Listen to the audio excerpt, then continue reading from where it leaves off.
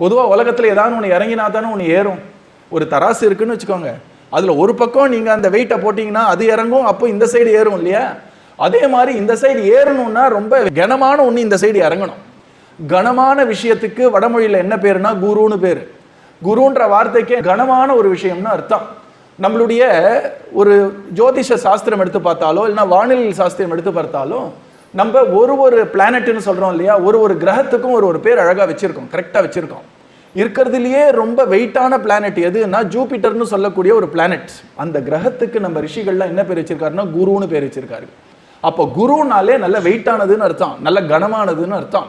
அந்த கனமான ஒரு குரு கீழே இறங்கும் பொழுது அவ்வளோ கனமே இல்லாத நாம் மேலே போகிறோம், நம்ம மேல் நோக்கி போகிறோம்.